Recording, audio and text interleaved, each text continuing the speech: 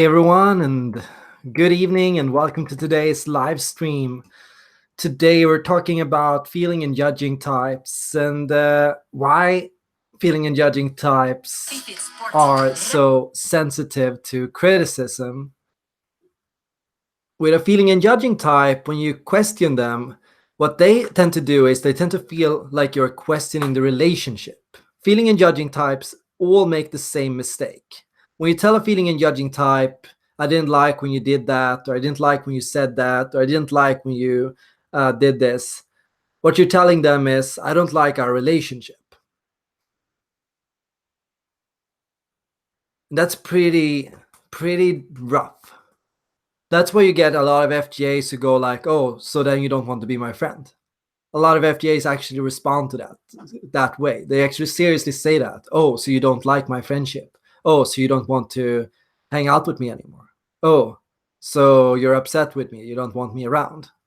And or they don't say it, but then they naturally distance themselves from you. Okay, you criticize them. The natural response is they distance themselves from you. Oh, I didn't. I felt like you could have done the dishes a lot better than what you did, and some of the glasses weren't clean. Okay, I'm just not gonna do the dishes ever again. I'm just gonna go away. That's, of course, the most unhealthy version of this. And yeah, please don't do that.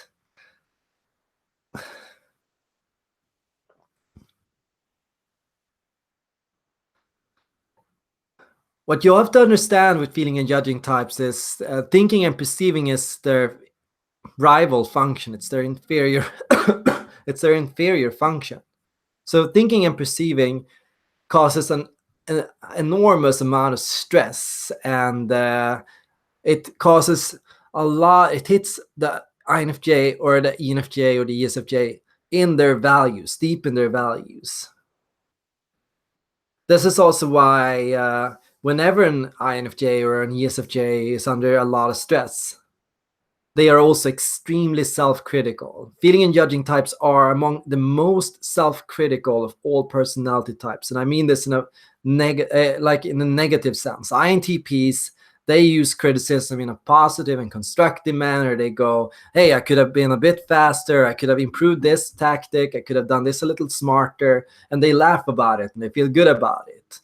INFJs, they go into thinking and perceiving and they go, I suck at this and I could have done that better. And why didn't I do that faster? And why didn't I make that switch? So, feeling and judging types, they go into thinking and perceiving from a position of negativity. So, it's all going to be, why am I so bad at this? Why am I not doing this good enough? Why am I so shitty at this? It's all going to be that of whipping yourself, basically whipping yourself into becoming better or working harder or pushing yourself. So the core reason ENFJs and ESFJs do this is purely because they want that negative motivation. They want to push themselves. They want to change something about themselves. They don't feel good about something. So I think being naturally extremely self-critical also makes it more difficult when other people are critical towards you. If you are your own worst enemy in the sense of constantly dismantling everything you do and constantly going over all your behavior, always telling yourself, oh, I'm shitty, I'm terrible, I'm not doing this good enough, I could do this better, I need to improve myself. First, of course, you're going to appear a lot more cold to the people around you. You're going to appear a lot less emotionally on. You're gonna appear a lot less passionate. You're not gonna sound like you believe in anything you say. Your communication is gonna suffer. All those net levels that we look up to in feeling and judging are gonna start to fade.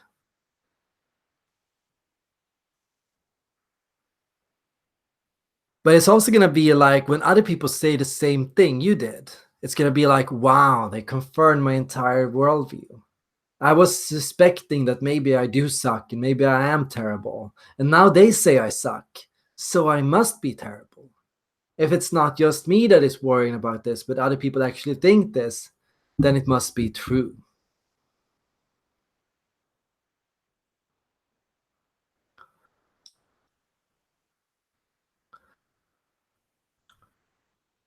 What I came to learn over my time in politics, where I was constantly pushing myself and trying to fight for my tribe and for my ideas and for my visions, was that I was kind of my own worst enemy. And as I pushed myself to basically a burnout, I came to realize that I was kind of working on myself. My idea of self help or self development was that of basically beating myself into a perfect work of art. I felt like I was kind of like a rough stone, and that I had to carve out a diamond, like carefully chisel out a diamond, get rid of everything shitty, work on everything that sucks about me, like develop everything, change everything bad I do. And I felt to do that I had to be extremely hard on myself.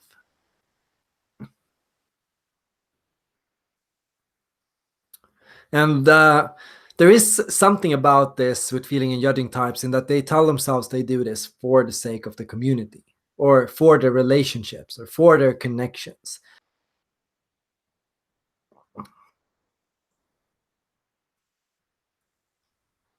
A person basically has a natural support system of positive incentives, and that's your personality type. And then they have a kind of backup criticism system, and that's their inferior function. That backup, those harsh words that you tell yourself, those come only as a backup, just to make sure that you're not doing anything really stupid, just to make sure that you're not being too crazy. So, what Peter Bonde says, I used to think that self loathing was motivating me, but it was holding me back. Don't be your own worst enemy. There's plenty of enemies outside of yourself. So, yeah, I hear that from a lot of people, that there are other people are going to judge you. So, why do you have to judge yourself? Why do you count on yourself to always judge yourself? Other people are going to do it. So why not let them do it for you? So basically, the idea here is focus on and be nice to yourself, and let other people tell you when you do something wrong. Let other people tell you when you did something shitty. So that is, I feel like that can come from something positive, and I think that's a very feeling and perceiving or TJ way of seeing things. Oh, thanks so much for that donation, Annette. That means a lot to me.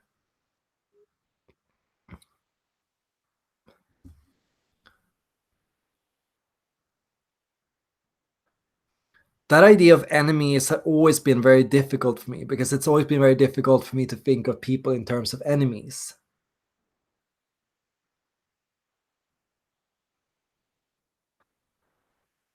I don't tend to expect that people have bad intentions, or that they're gonna hurt me, or that they're gonna like be mean in any way.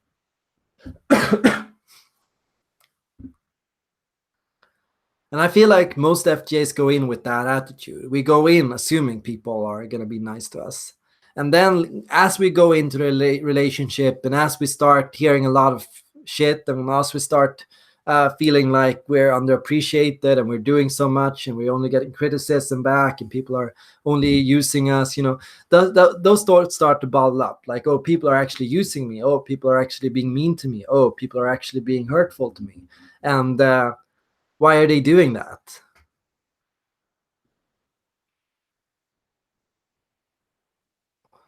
I feel like that's how I go into things a lot. Like I rush into something and I'm very positive, and then I start all gradually feeling like, wait a minute, what's happening here?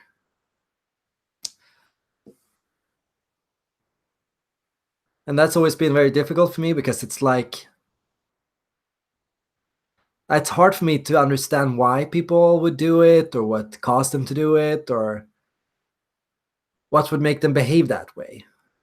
And I'm always trying to understand relationships, and I'm trying to understand connections, and I'm trying to understand bonds.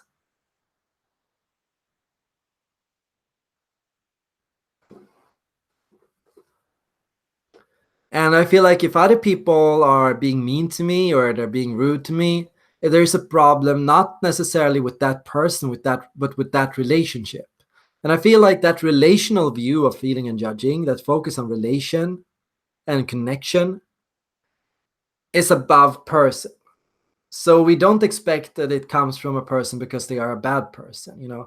When a feeling perceiving type is offended, their natural interest is inclination is this person is a bad person. They are mean to me because they are bad people, because they have bad character, because they're not of good ethics.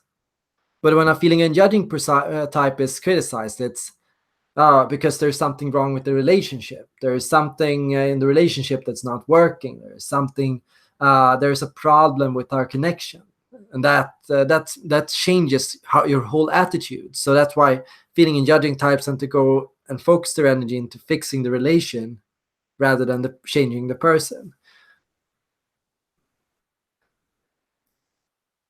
So one thing what you're gonna get with feeling and judging types is you're not gonna feel judged by a feeling and judging type. Feeling and judging types are not judging in an in an actual sense. Okay, that might sound weird, but we just don't judge people. That's not what we do. Okay, what we do is we focus on the relation. We don't judge the person. So that means we're not gonna care about another person's ethics or their behavior, and we excuse a lot and we forgive a lot. So yeah, you said something stupid, must be because you had a bad day. That's how feeling and judging types read you. Feeling and judging types read your emotions and your energy and your situation and your context. So what they read is, what have you been going through? What have you been dealing with? What relationships do you have? Where do you come from?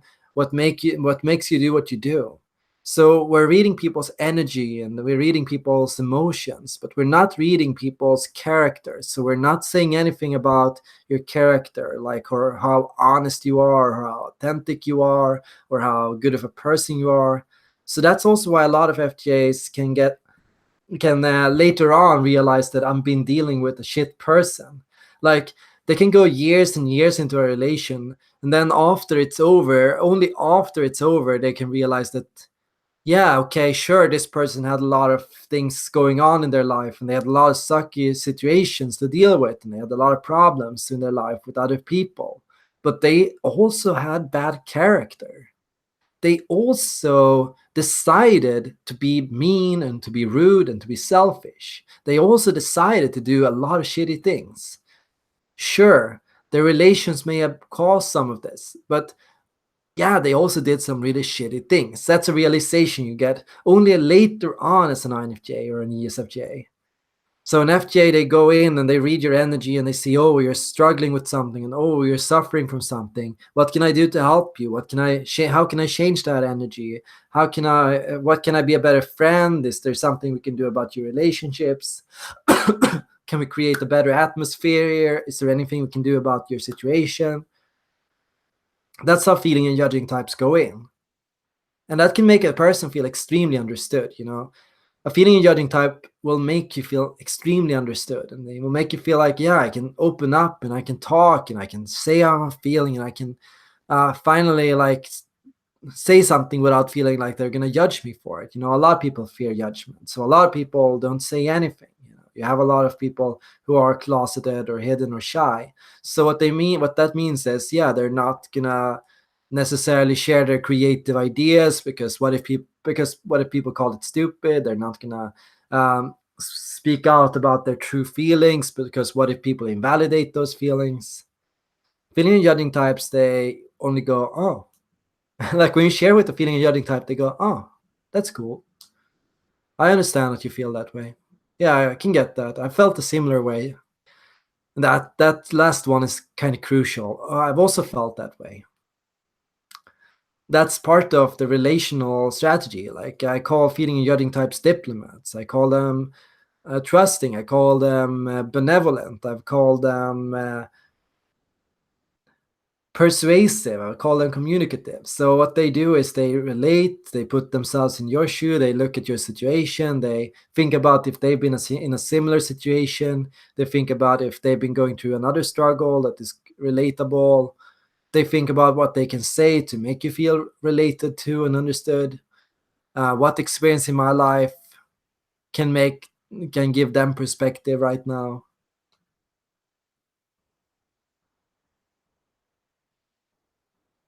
That's the style.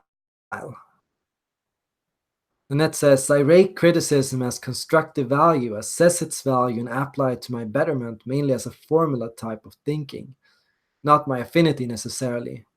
Slough, shake it off if not. Yeah. Ideally, of course, you can look at criticism just purely from a rational perspective. Can I do that? Can I change that? Can I fix that?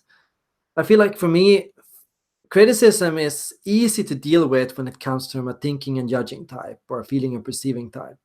If a thinking and judging type says, I need you to work on that, that's actually easy for me because that comes from a position of judging. There's something to work on, there's a time schedule. It's not right now.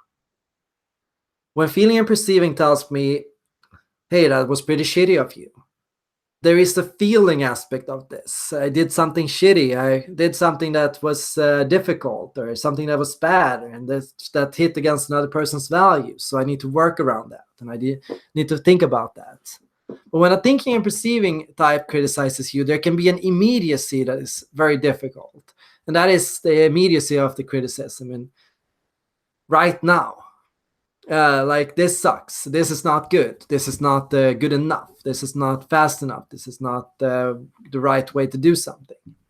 There's a right now in this, there's no time frame in this, there's nothing for me to develop, nothing in me to work on long term. There's just, I suck at this, and there can be like a thought in this that I suck at this, basically, like something definitive, as in, yeah, there's nothing I can do about it, nothing I can do to make up for it, nothing I can do to make it better over time, nothing that I can do long term to make up for the damage. I just did something shitty, I cost a lot of money, or I blew something, or I destroyed something, or I did something badly. So thinking and perceiving, as it is a perceiving function, has an immediacy to it that is very difficult for a judging type. And how am I supposed to fix that? How am I supposed to do that? How am I supposed to get past that? So I believe one strategy must be make short-term criticism about what you do badly into long-term focus on how you can become better and become more valuable and be more helpful to others. Turn all those things that you've done shit in the moment and turn those into long-term things. Stretch it out, draw it out, give yourself time, give yourself resources to work on it, give yourself boundaries, like, yeah, we'll work on this but not that, and I can reasonably improve that, but I can't do that right now, or this is not going to work.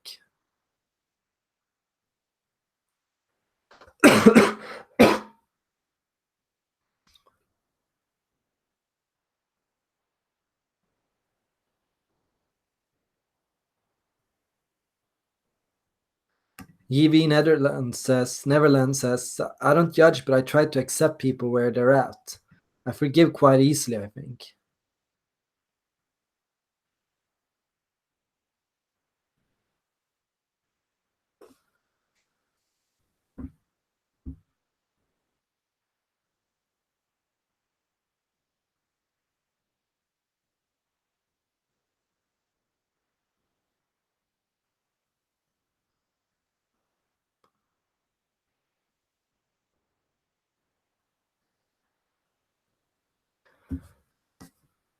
Okay, so this is my video on feeling and judging types and why FJs are sensitive to criticism.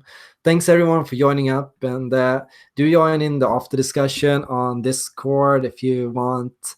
I'll send the link right now. You can use that to get in. And yeah, do check out my website if you haven't already, where you can read about feeling judging.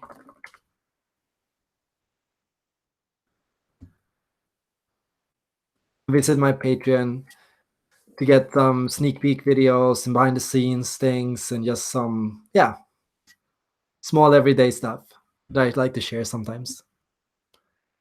So if you like this video, please subscribe and share and like. And yeah, get it, Nanette, I think. Just think about if it makes sense or not, and otherwise check it off.